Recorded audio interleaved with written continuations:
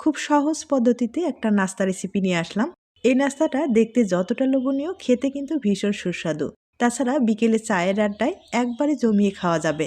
নাস্তাগুলো তৈরি করার জন্য এখানে আমি 100 গ্রাম আটা ব্যবহার করলাম, স্বাদ মতো লবণ, 1 চামচ চিনি ব্যবহার করে নরমাল জল দিয়ে একটা ডো তৈরি করে নিলাম। এখন আমি নাস্তার পুরটা রেডি করে নেব। আর পুর হিসাবে ব্যবহার করব আলুর পুর। আলুর পুর হলে খেতে কিন্তু দুর্দান্ত স্বাদ লাগবে। আপনারা আপনাদের পছন্দ মতো পুর ব্যবহার করতে পারেন, তবে আলুর পুরটা হলে খেতে কিন্তু বেশি ভালো লাগবে। আমি আগে থেকেই আলুটা সিদ্ধ করে রেখেছি। এরপরে সবকিছু মশলা দিয়ে খুব ভালোভাবে আলুটাকে একটু মিশিয়ে নিলাম। আর আলুর পুরটা কিন্তু তৈরি হয়ে গেল। এখন যেটা করতে হবে, যে ডোটা আমি রেডি করলাম সেটা কিন্তু ছোট ছোট করে পিস করে আবারও ডো তৈরি করে বেলে নিব।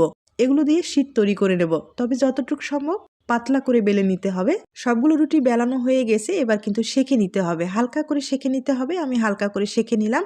এই রুটিগুলো সেঁকানোর পরে অবশ্যই কিন্তু একটা সুতি কাপড় দিয়ে ঢেকে রাখতে হবে, তাহলে শীটগুলো কোনো রকম সমস্যা হবে না। যেভাবে তৈরি করার ইচ্ছে সেভাবেই কিন্তু আপনারা নাস্তা তৈরি করে নিতে পারেন। তবে এখন শীটগুলো আপনারা কিন্তু দীর্ঘদিন পর্যন্ত সংরক্ষণ করতে পারেন। আমি একটা সুতি কাপড় দিয়ে ভালোভাবে ঢেকে রেখেছিলাম, যখন পুরোপুরি ঠান্ডা হয়ে যাবে তখন কিন্তু সংরক্ষণ করতে পারবেন। এরপরে শীটগুলো আমি মাঝ বরাবর কেটে কোন শেপ করে তৈরি করে নিলাম।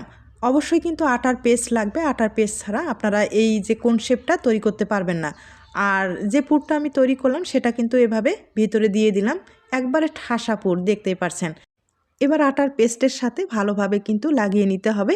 এরপরে একটা লম্বা সেমাই নিয়েছি, লম্বা সেমাইটা কিন্তু ছোট করে কেটে মানে গুঁড়ো করে নেওয়ার পরে এভাবে লাগিয়ে নিতে হবে। এভাবে একবার নাস্তাটা তৈরি করে দেখুন, দেখতে যতটা সুন্দর, খেতে কিন্তু ভীষণ সুস্বাদু। তাছাড়া নাস্তাগুলো তৈরি করার পরে দীর্ঘদিন পর্যন্ত সংরক্ষণ করা যাবে।